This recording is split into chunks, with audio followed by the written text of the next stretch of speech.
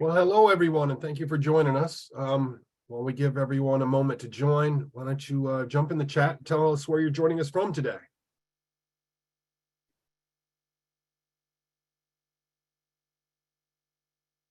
We have in New York City, Hamden, Long Island, New York, San Antonio, Texas, Fairfield, Connecticut, Buffalo.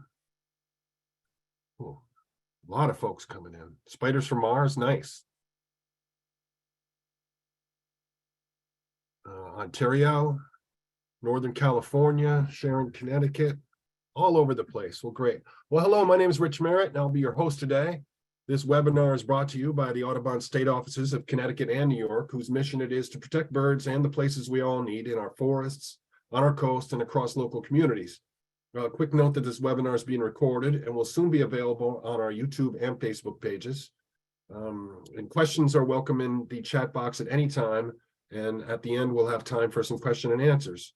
We're fortunate to have two presenters today who will be speaking to us about the critically important science and solutions behind bird window collisions, about why birds hit windows and what steps we can take to reduce those violent collisions.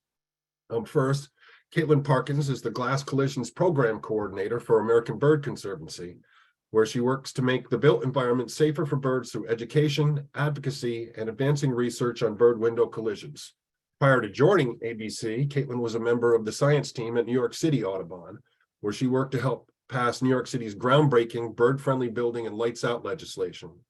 Kaitlyn holds an MS in biology and an advanced certificate in conservation biology from Fordham University and a BA in biology and psychology from McDaniel College.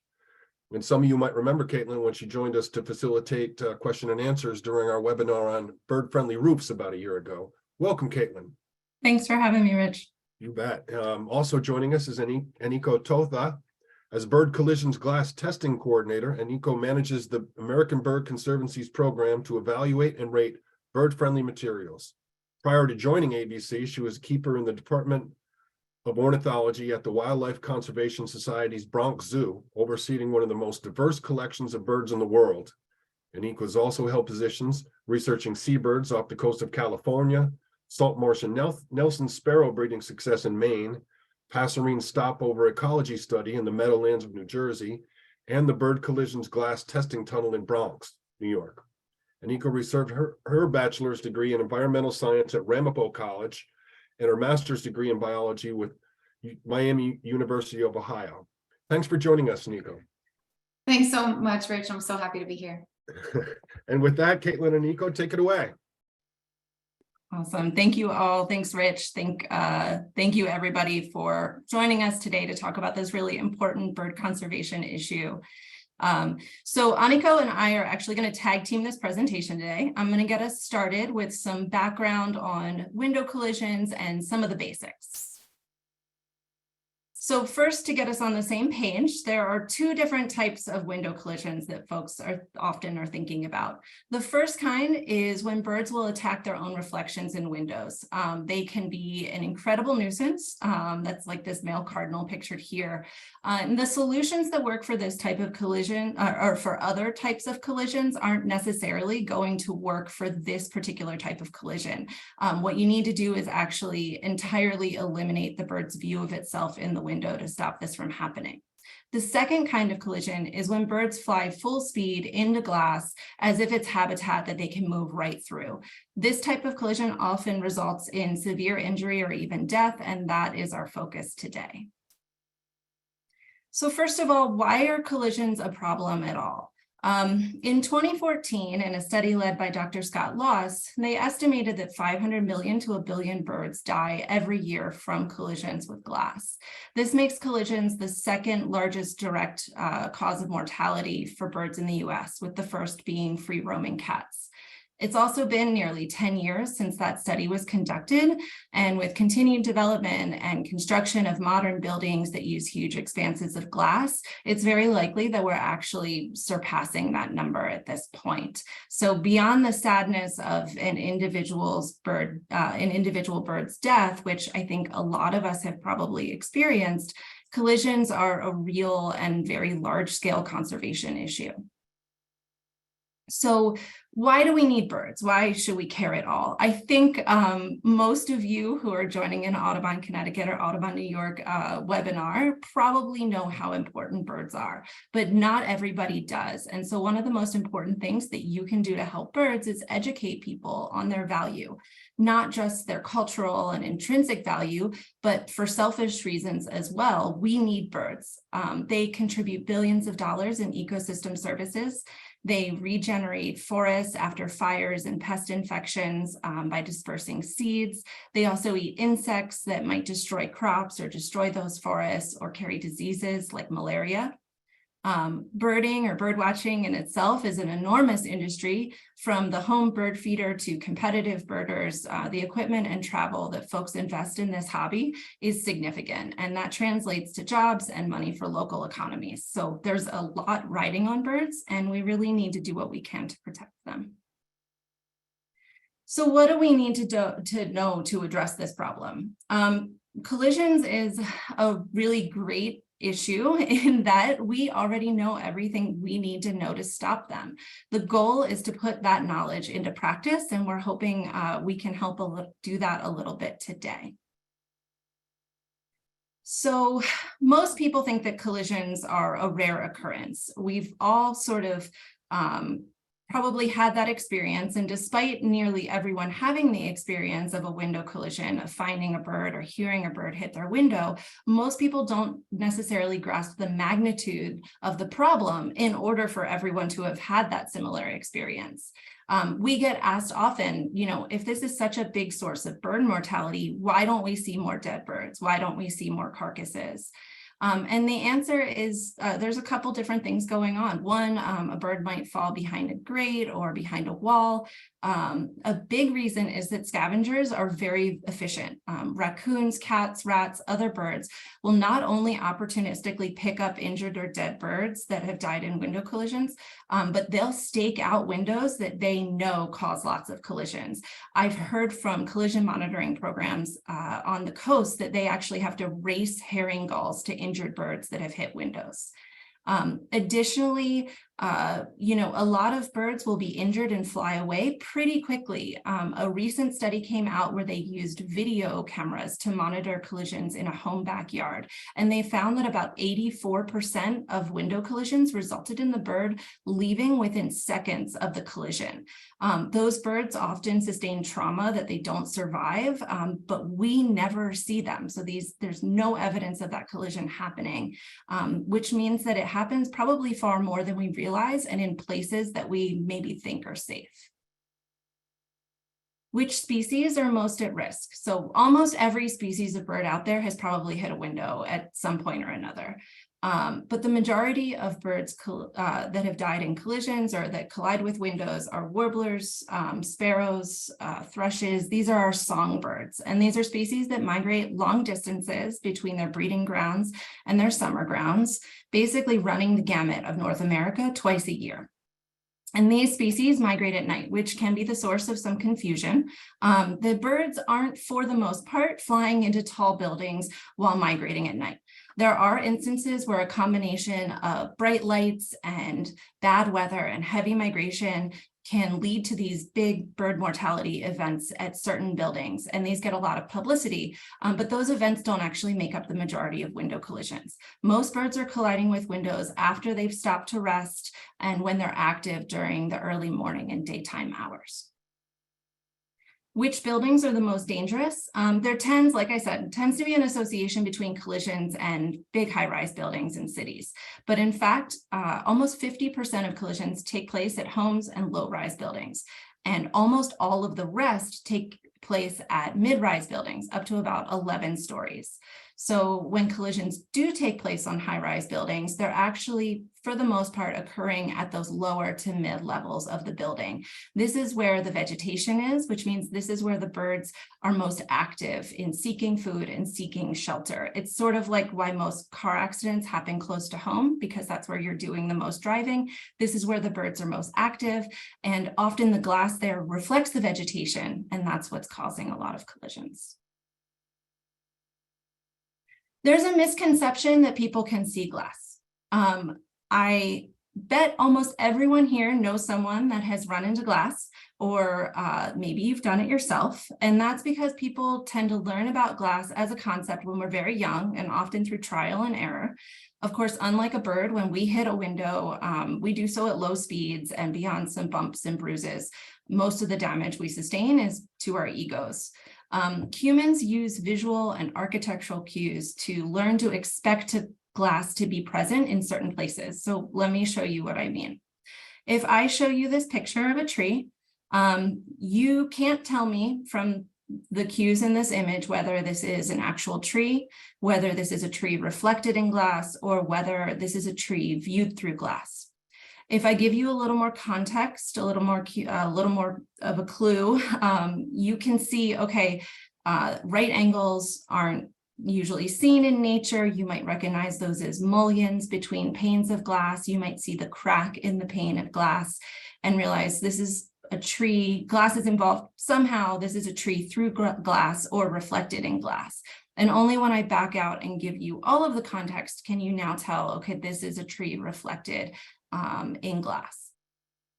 Birds never learn that concept. They take what they see literally. So the trees in this photograph, birds perceive as real, and they'll fly to those trees, often with lethal results.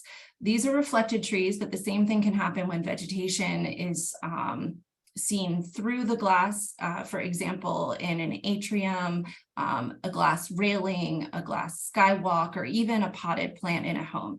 Anywhere where there's habitat birds want to get to and there's glass between them and that habitat can be lethal for birds. So how do we make glass bird friendly?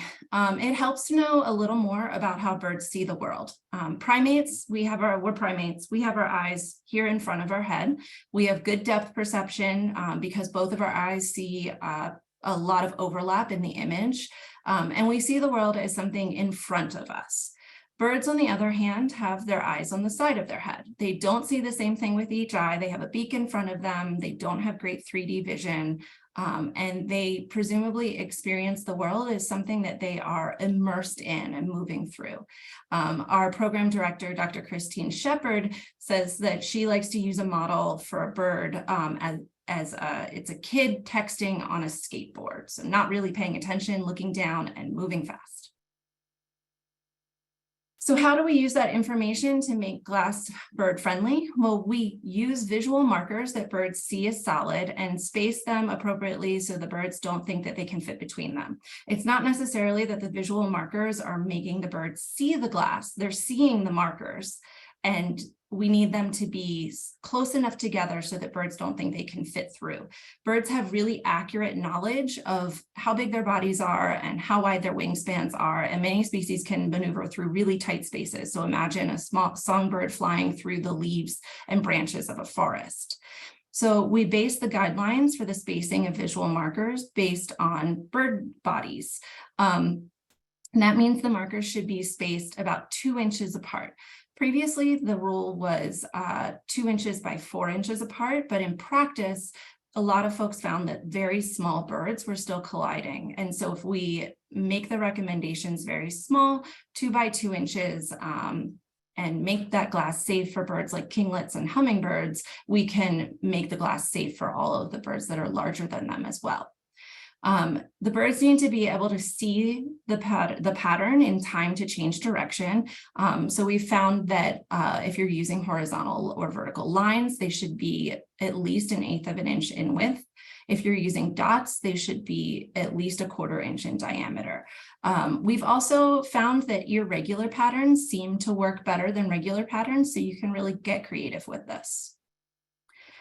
So what makes a building bird friendly? I'm not going to go too much in depth on this today because our focus isn't necessarily commercial buildings, but I do want to touch on this because I know we have a lot of really engaged folks in this webinar today. So the building on the left is not bird friendly. It has trees reflected in glass. It's essentially a bird death trap. But many people, especially, for example, the architects that we work with, think that in order to make a bird-friendly building, you have to design a really bland windowless warehouse like the picture on the right. And that's not the case. Bird-friendly buildings can be beautiful and interesting, and it's not just about swapping out glass and building the exact same building with bird-friendly glass, though bird-friendly glass is important, but there are all sorts of design features and options that can reduce collisions. None of the buildings in this picture were built specifically to be bird-friendly, but they all are due to the design features that they incorporate, such as louvers or window shades. Of course, if you do want to build a bird-friendly glass box, you can. This is the Intuit Headquarters in Mountain View, California, which is a city that requires bird-friendly design. The narrow horizontal stripe they chose, that allows views out of it. From the parking lot, you really can't see the pattern at all. But if you're a bird and you get within 6 to 10 feet, you can see that line and you have time to change direction. This is an example with a vertical stripe. It also reduces the glare inside the building. And this one you can see a little bit more clearly from further away. And this is a kind of weirdly designed building. And this was not designed for birds either, but it has a sunshade on it that makes it bird friendly. There's actually a lot of overlap between strategies for controlling heat and light that also make buildings bird friendly. So in this case, the sunshade obscures most of the glass and protects birds. There's a lot more information on this that I could share with you. I could do a whole webinar on it. But if you'd like more information, you can go to the link here, which will also get dropped in the chat, and find our resources for bird-friendly building design or bird-friendly design book, a gallery of bird-friendly buildings, and other resources kind of from the perspective of an architect or a builder. And so with that, I'm going to stop sharing and hand it over to Anikó for the next part. Thanks, Kaitlyn. That was great. All right. So thanks for joining me, everyone. So how do we know what materials are bird friendly? So one way that American Bird Conservancy determines bird friendly materials is through tunnel testing. And we do have other methods as well, but this is the one of the projects that I manage at American Bird Conservancy. And we wanted to let you guys know a little bit more about it today. So one of the ways is through tunnel testing. What is this thing? This massive apparatus in the middle of a field. So in the early 2000s, Martin Rosler in Austria created the first tunnel to test proposed solutions to bird collisions on freestanding noise barriers. And in 2009, American Bird Conservancy's Director of Bird Collisions, Dr. Christine Shepard, adopted that glass testing tunnel design, and we have since been using the glass testing tunnel to test potentially bird-friendly materials in now 2 locations, Maryland and Pennsylvania. So what is tunnel testing and how does it work? Tunnel testing is a non-injurious standardized binomial choice technique. Hey, Anikó. Yeah. Sorry, it doesn't look like anyone can see your screen. We just see you right now. I'm sorry. Oh, no. I thought it was just me. Oh, sorry, guys. Oh, how's that? All good. Thanks. Oh, I apologize. All right. Okay. So you guys didn't miss much, just the photos. All right, great. So here's that apparatus that I was just telling you guys about. So this apparatus in the middle of the field. So tunnel testing is a non-injurious standardized binomial choice technique that uses wild songbirds to determine the relative effectiveness of different patterns of visual markers at deterring bird collisions. So I'll go into a little more depth on that, but not too much. So here you can see the glass technician managing the tunnel. And here at the end of the tunnel is where she would be loading glass in to be tested. So what does that look like up close?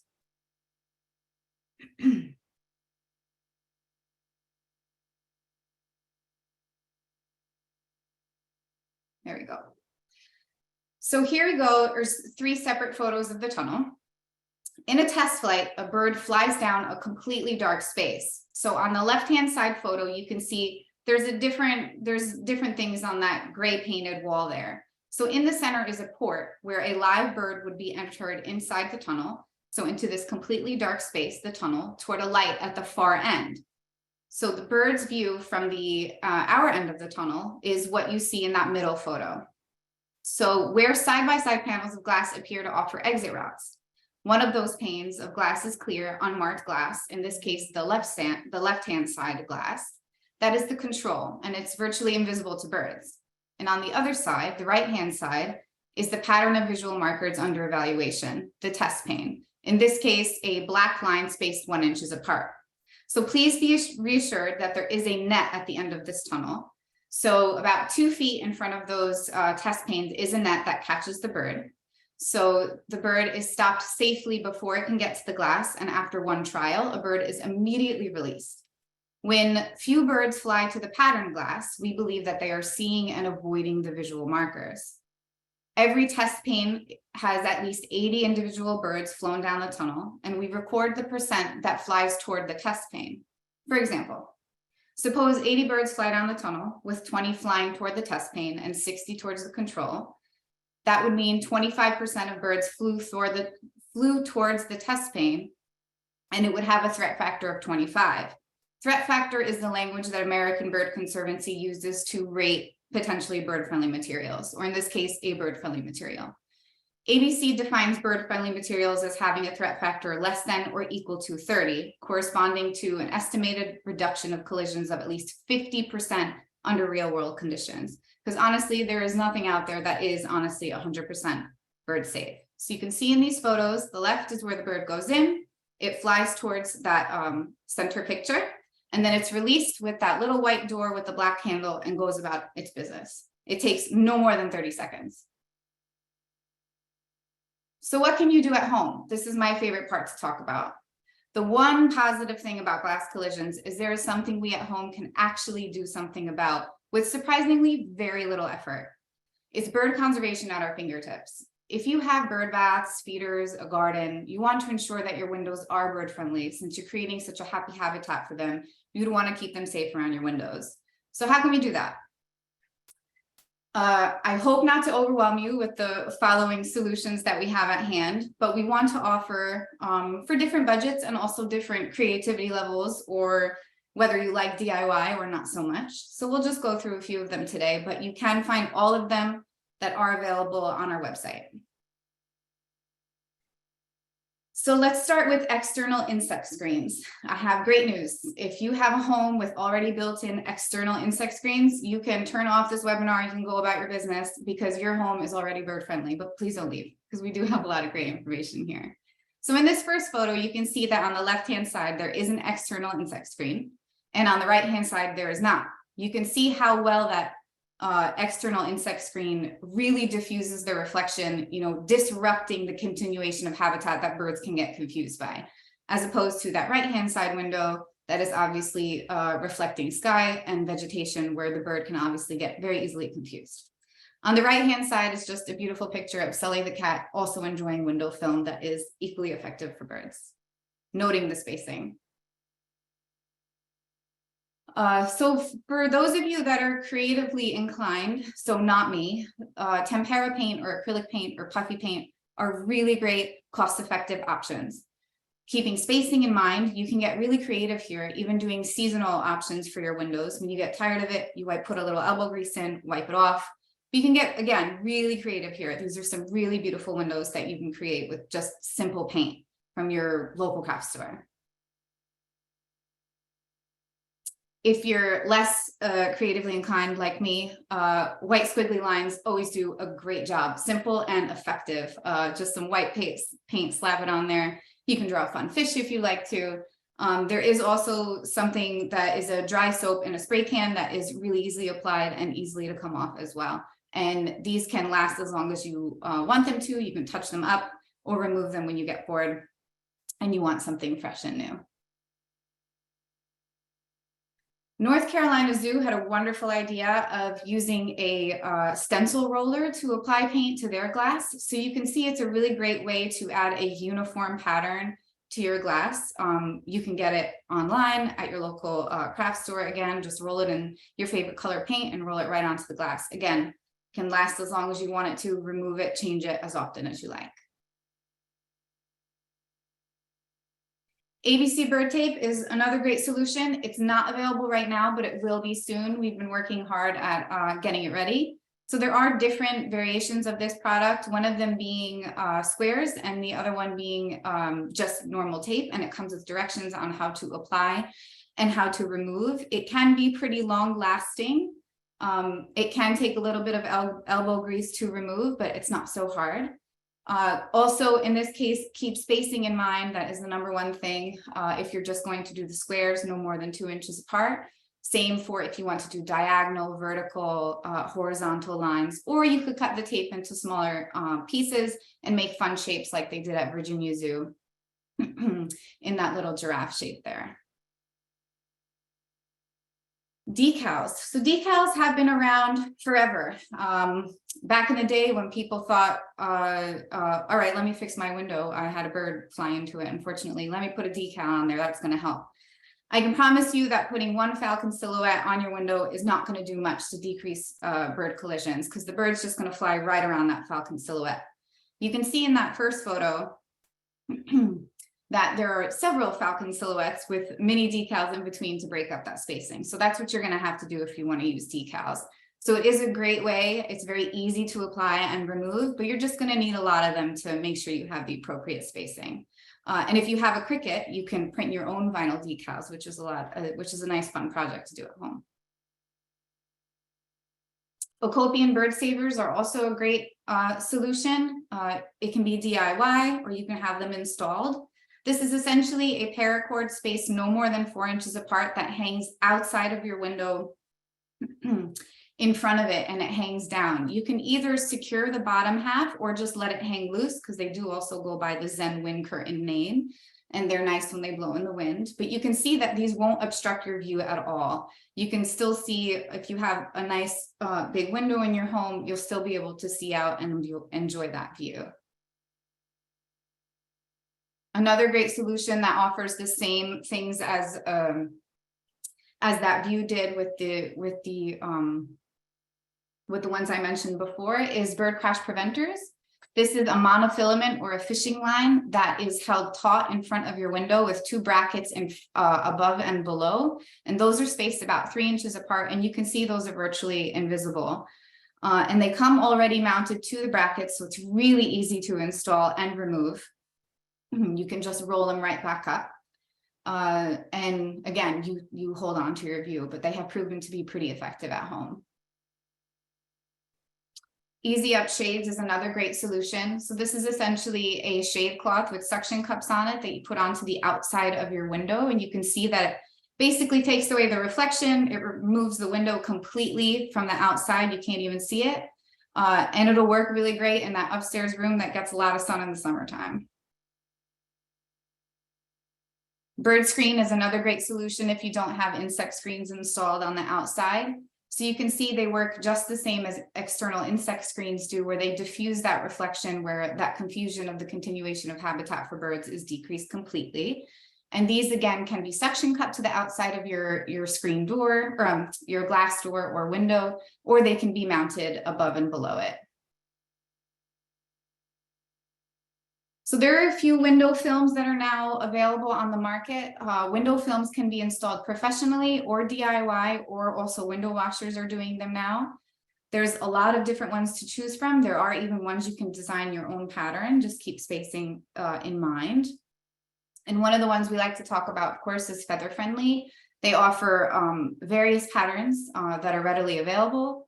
This one here in this photo is the 1/4 inch of a white dot in diameter, spaced 2 inches apart, very effective at stopping collisions. It's applied to the outside of the glass. And you can see in the second photo on the right-hand side from the inside looking out, it basically, those dots melt into whatever you're looking at. It doesn't obscure your view at all. Bird Divert is something new to the market.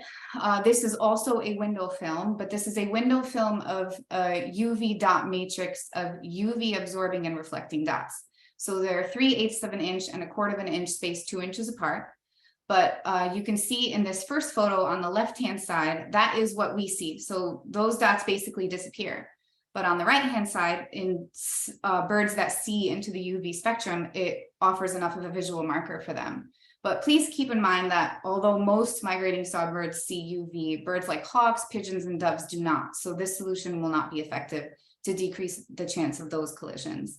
Also, in considering a UV pattern, keep in mind it needs sunlight to work efficiently. So shady areas are not ideal for this solution. CollidEscape White is another window film that can be applied professionally or DIY. It goes to the outside of your glass and it gives it this white appearance that's really great at diffusing reflection. But from the inside looking out, again, your view is not obscured. It's basically just disappears. External motorized shades are also a great solution, a little more expensive. So these are mounted to, these will have to be professionally installed. They're mounted to the outside of your glass. And obviously when they're down, they're going to decrease collisions immensely. So you would want to keep them down when birds are most active, during dawn and dusk, all times of the year, since collisions happen all of the time. But if those motorized shades are down, you're going to be lessening the chance of collisions happening at home. Plus, you'll be doing great on your heating and cooling bills. Last but not least, this is the last one we'll talk about today. I know that was a lot, is netting. This needs a little more upkeep. Netting needs to be kept taut in front of the glass. It needs to be checked frequently for any holes to make sure no wild animals can get caught or injured in any holes or an end that is not taut any longer, left loose. A really effective way of stopping collisions, and also won't obstruct the view. So again, I know this was a lot of information. Luckily, this is all at your fingertips on our website at birdsmartglass.org. There you can also find this great flyer that you can send to friends or print out and pin up at your local store if they let you. It's just some more DIY solutions to how to make your home a little more bird friendly with your windows. And thanks for listening. Thanks so much, Anikó. We have lots of questions to answer at the end of this, and we will definitely be getting to all of those questions. Can we see my screen now? I think we're good. Yeah, that's great. Thank you. Thanks so much. And so now you know how to make your home safer for birds. I'm going to talk a little bit more about how we can all work together to make our communities safer for birds. So my first piece of advice is to look for local efforts. This is the first thing ABC does whenever anyone reaches out to us about window collisions in their communities. Local Audubon chapters, ornithological societies, universities, many groups out there are doing this work. I wanted to highlight just a couple that were in the New England, New York, Connecticut region, including Lights Out Connecticut, New York City Audubon's Project Safe Flight program. Yale has a program where they're both monitoring and working on getting bird-friendly guidelines potentially incorporated. Bird Safe Maine is another really great group that's doing collision work in Maine. So I definitely first recommend reaching out to whoever's doing this work in your community and seeing how you can add capacity and help. Many of them need help with advocacy, potentially need help with collision monitoring. So there are possibly lots of options available in your local community. No matter where you are, you can always report a collision that you find using one of a couple different databases. There are three big options that I've highlighted here. iNaturalist is a great one. This is actually an app where you can report all types of live animal and plant sightings, but there are also a couple of dead bird projects. One of the great things about iNaturalist is that if you don't know what kind of bird you found, you can post a picture of it, and it has a community sort of crowdsourced ID feature, which is really cool. Divert is another one. This is a project of New York City Audubon in partnership with Seattle Audubon. Divert is really great in that it doesn't require anyone to create an account. So no one has to download an app or log in. So it's easy to get people who are maybe a little bit less invested in this to report collisions there. There's also the Global Bird Collision Mapper, which is a project of FLAP, which is up in Canada. It does work in the US, but I know especially in Canada, this is a great one to use. One thing to note is that none of these programs record zeros. In other words, you can say when a collision happened, but you can't say when a collision didn't happen. So personally, I don't love them for monitoring work for that reason, but they're really good for documenting collisions that would maybe otherwise go unreported. And a lot of scientists and researchers are now starting to pull data from these platforms to use it in scientific research projects. So it's a great way to contribute. Most community collisions work has two main goals. Fixing existing buildings and preventing new bad buildings from being built through mandatory ordinances, laws, and policies. Both of these approaches are very important. Even if we built every single building to be bird friendly, starting today, we'd still kill up to 1 billion birds a year with all of the existing buildings until we were able to fix all of that glass. So both of these are very important. I also want to touch on Lights Out program efforts. Oftentimes Lights Out is actually just the name of a program that works on collisions from multiple angles.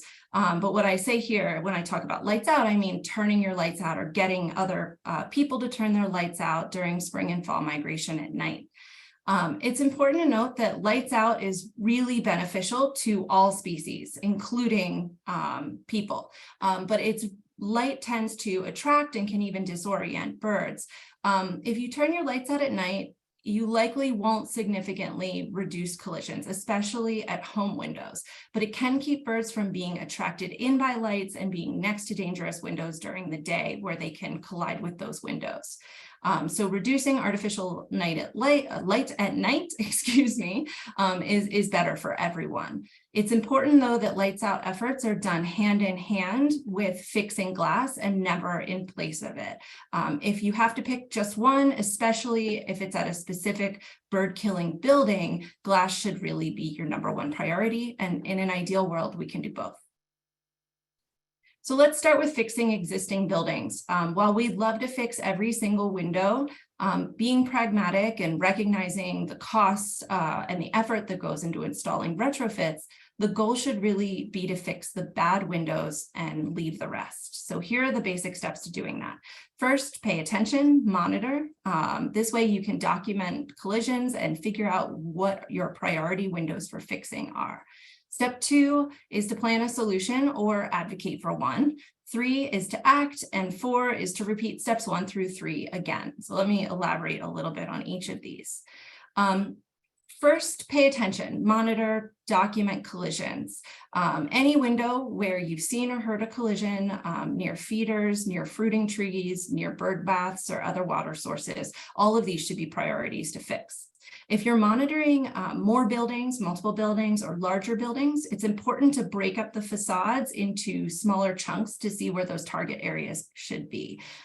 These are images from a project that my colleagues worked on with the Chicago collision monitors. And you can see, or maybe you can see in this center map, the Allen Center, it has one little bump out that accounts for 46.7% of all collisions at that building. So if you have limited funding, you're going to want to fix just that little part, because if you fix the other ones, you might waste money just to find out that collisions didn't decrease very much. It's also really important, I know I harp on this, record the zeros, record where you aren't finding birds as well as where you are finding birds. This can help with targeting certain facades, and it can also help you determine how effective your retrofits are if you monitor after installation, which you should. So if this is your property, then you're all set. I imagine that all of you care enough about birds that you'll find one of those solutions that Anikó mentioned and get it done. But if it's not your property, you're going to need to strategize. We've created a guide to help with this that is very detailed, but I want to highlight here that education is key. Most building owners have never thought about this before, or if they have thought of it, they might not realize the scope of the issue, or maybe they're just overwhelmed by all the different options available and they don't know how to pick the one that's right for their building. So it's always best to go in as a friend, to offer help. Remember, it's unfortunately not illegal to have a building that kills birds. So being friendly and helpful will go way further than being confrontational or accusatory. That said, persistence is key. I have been working with a building. I was alerted to the fact that it was a collision problem in 2018. I've been working with them since 2019. We're very close to having something installed, but not quite there yet. And it's been something of a frustrating situation, but that persistence we're hoping is going to pay off soon. So this can take some time. And then once you do, hopefully, fingers crossed, get that retrofit installed, I encourage folks to go back and continue monitoring. You can see if there are maybe other facades that would be good for retrofit. And we need more data on the effectiveness of these products in real world situations. So it's, I very much encourage you folks to continue monitoring, continue documenting collisions. This is a picture of a building in New York City. We worked with them. You can see they actually have feather friendly on this picture installed on the very top windows above the doors. And so they installed it in sort of bits and pieces, and we continued to work with them. And eventually they've covered a significant portion of the building. It also works if they install it on just a small section and they realize, hey, this isn't really obscuring my view and people don't think this is ugly. So they do a little bit and then they do a little more. And by the end, you've gotten them to do their whole building, which maybe they weren't amenable to in the beginning. New construction. Working building by building on new construction is incredibly time consuming as well. And it's not going to save a billion birds, but it can be helpful from the perspective of press and PR. There's lots of fanfare. You can get the word out, get news articles about it. This is the Milwaukee Bucks Stadium. Our colleague, Dr. Brian Lenz, worked on this.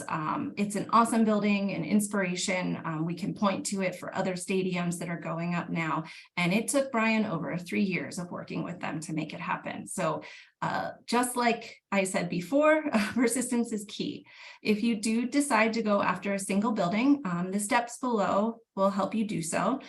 Build a coalition, make sure that the developer knows there's lots of people who want this to happen, but make sure your coalition is speaking with a single coordinated voice and that there isn't mixed messaging. Know your ask, make sure you can tell them what bird friendly is and provide them resources on how to do that. And again, patience and persistence is key. You're not their number one priority, so you kind of just got to keep nudging in a friendly way. If you're going to target new construction and multiple buildings at a time, so you want to get guidelines or an ordinance in place that prevents bad buildings from being built, you basically are going to do the same steps. Build your coalition, though it might incorporate an elected official or an architecture firm or architects. Make sure you have that single voice, you know your ask, and you're patient and you persist. There are 2 ways to get new construction to be bird friendly.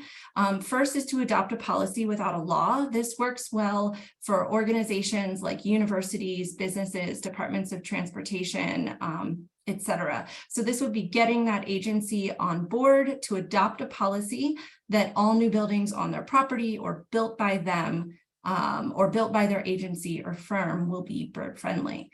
A great example of this is the South Korean Ministry of the Environment, which fixed all of the transparent noise barriers in the country, and all the new ones are also going to be bird friendly. And they didn't pass a law about it, they just adopted that policy. Another example might be a university that requires all buildings on campus to be bird friendly. And finally, your last option, and a great one, is to adopt an ordinance or a law. We do have a whole toolkit available for this, so I'm only going to barely scratch the surface of it, but we have lots of resources available.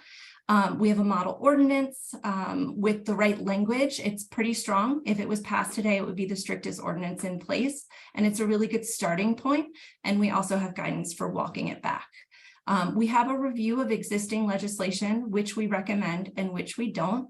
We don't recommend just copying legislation from another city or town because those all have pros and cons, and they were all the result of compromises. So that model ordinance will be a really good tool to start with, and you can go from there.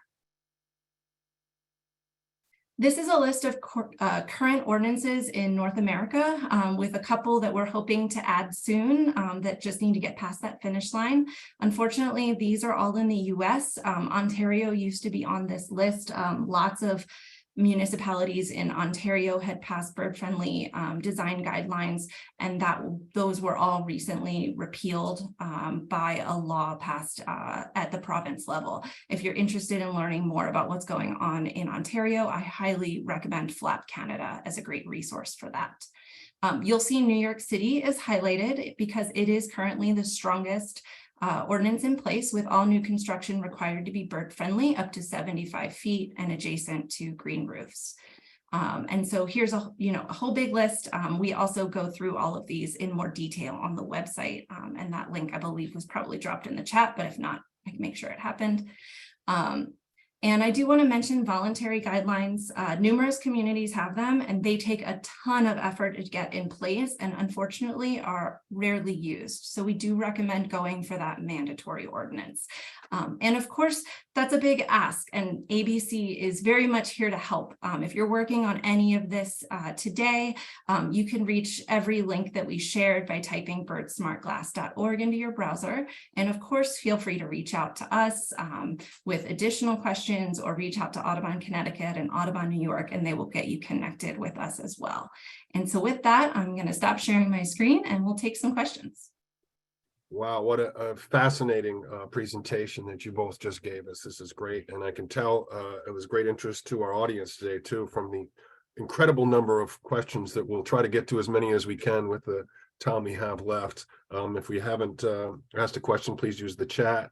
I'll try to direct these questions to you based on what you did, but there's a lot of overlap in what you just presented on. So if you felt you wanted to pass the baton to one another when I ask these, please feel free. I'm going to start with Anikó. There was a number of questions asking about, specifically they asked about the ABC BirdTape originally, but there was some other ones, whether it's more effective to have those things internally or externally on the glass. Does it matter? Is one more effective? Yeah, thank you. Sorry if that wasn't clear. External is always best. So as Kaitlyn mentioned, reflection is a big issue. So by having the bird deterrent on the outside of the glass, that will help break up that reflection. So putting it on the inside of the glass, especially with older windows or newer windows, depending what your home has, that reflection can be really strong. And sometimes that pattern on the inside of the glass just won't be visible depending on the time of day. So if you can do it on the outside, that is the best way to do it. But I understand that's not always possible, especially on hard to reach areas. So what you can do as a little experiment is put little Post-it notes on the inside of your glass and check it at different times of day because the light changes. And you can see how visible it is from the inside or not. So certain times of the day, it will be more effective than others, but outside is always best. Okay, great. I'm going to follow up a question right back to you too, because there was several questions about using some techniques that I think we've heard about over the years. You didn't mention today, and whether or not they're effective, like closed blinds, fishing line, balloons, even. Are any of those work at all? Or the fishing line I mentioned today, that is the bird crash preventers. That is effective. It's proven to be effective. We've had very positive feedback on that. Balloons I haven't heard of. That's a new one for me. So I would love to hear more about that. What was the third one you mentioned, Rich? I think closing the blinds. Closing the blinds. So again, that would be certain times of the day, but if they're closed completely, that's going to make say if they're white blinds or black blinds, that can really enhance the reflection from the outside really well. So it would end up being maybe even a little more dangerous than better. But if you have the blinds kind of a little open, whether they're horizontal or vertical slats, that can actually sometimes create a pattern. Again, only tiny parts of the day, so it's not always going to be a great solution. Outside is always best. Great, thank you. Kaitlyn, I got a question too. I think it's kind of related to this, but you mentioned early talking about like low impact collisions, or seeing the reflection in the glass. I know we're concerned mostly with bird mortality, but there's also the issue of things like cardinals was a specific example they gave. Do these things work on those low impact collisions as well? These methods? Yeah, I mean, so for that territorial aggression, you're going to really want to totally black out the reflection, like just entirely cover your window until that bird has moved on. Unfortunately, the patterns, this isn't about the bird being able to fit in between the space. It's about the bird seeing itself and wanting to fight itself, essentially. So you also, I mean, a lot of these deterrents also will, even if the bird only has time to slow down, the bird might slow down and hit the glass a little less hard, which in theory is better. Unfortunately, we don't have much evidence on whether those low impact collisions eventually result in bird death. Unfortunately, because of the types of brain trauma and things that happen to birds when they hit windows, even those that don't die instantly often die later. So if you do find an injured bird, though, it is important to get it to a rehabber. The rehabbers I've spoken with say they have about a 40% recovery rate for collisions, and they're able to give the birds anti-inflammatories and other things that enhance its chance for survival. So if you do find a bird and it's injured, contact your local, usually it's the Department of Conservation or the DNR, and they will have a list of rehabbers that you can contact nearby. Sorry, that was a bit of a tangent, but maybe something folks would like to know. No, that's great. You know, speaking of tangent too, a couple of people pointed out that that they seem to be seeing more collisions at their home of late, and at our Audubon office, we've been getting a lot more calls in the last 3 years. I don't know that that's necessarily a coincidence based on people spending more time at home in the COVID era. Do you think that we're having more bird collisions in the last 3 years, or it's just a factor of we're actually on hand more to see that before predators pick up the Yeah, I think it's probably a little bit of both. I certainly also experienced a lot more calls. I was working in New York City during COVID. And so as soon as everyone was at home, they realized that windows that they didn't think were a problem just weren't a problem when they were home, which is often in the evenings when it's darker and maybe the birds aren't moving around as much. And so I think a lot of it is that folks are now hearing collisions or noticing collisions. A lot of folks were outside, getting a lot of outdoor time during COVID and started paying attention. So as sad as it is, that increase in awareness has really helped with this cause. I also do think that I see a lot of development going up in my neighborhood, and every building is a little more modern with bigger windows than the last. So I think some new buildings also have a lot more glass, and because of that, maybe we actually are seeing an increase in the number of collisions. Great. And to clarify something earlier, Anikó, I couldn't even read my own writing. I was thinking balloons because I think that that's sometimes used to deter woodpeckers from just banging on the side of a house. Somebody had asked about bar soap as a technique to draw stripes. Although if external is important, it's probably a very temporary solution, I would think. Right. Yeah, balloons is new to me. That's wild. I'm gonna have to look that one up. I don't love balloons personally, so I would never recommend them. But bar soap, I'd imagine would be a good solution if it leaves enough of a mark. But again, it'll be pretty. It'll come off in the next rain, of course. But yes, if it leaves enough of a streak, that's pretty good. Someone asked, they said they had quite a bit of glass around the front of their house, and they have a lot of decals on it, but they're somewhat spaced apart.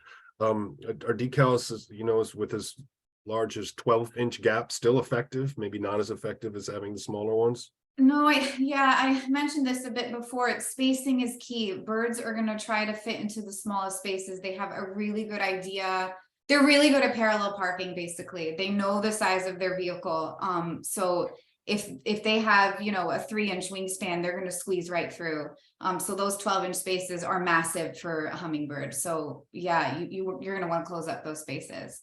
One thing is, I just want to note that a lot of these decals are actually quite large, and they're larger than they need to be. And so I've heard recommended, okay, take that decal and cut it up into smaller pieces and spread it out. And so if you're not putting big decals close together, you're allowing more light and you're allowing more view through. So remember, lines 1/8 of an inch or dots 1/4 inch diameter. So you can actually take those decals, cut them up into little pieces, and then spread them out and get better coverage and fewer collisions while not obstructing your view just by adding more giant decals. Mm-hmm. Great. And you might have brought this up, and I apologize for my listening comprehension, but I was desperately trying to monitor this chat and all these wonderful questions. So if I missed this, but I think I'd heard in the past that raptor decals or the outline of raptors might deter birds from coming in because, you know, they're predators to most songbirds. Is there any research that supports that? That is a myth. They're gonna just fly around it. Okay. Like they fly around the Cooper's hawk, right? That's right. All right, excellent. Kaitlyn, you said earlier that irregular patterns sometimes are more effective, but a lot of the examples you had kind of weren't necessarily irregular. We saw some examples later, so I think the question was like irregular patterns like what? But yeah, I've seen some cool things where like the dots are closer together and then they spread out, meaning they're still fairly close. But you could see, I think Anikó had the BirdTape in the shape of a giraffe.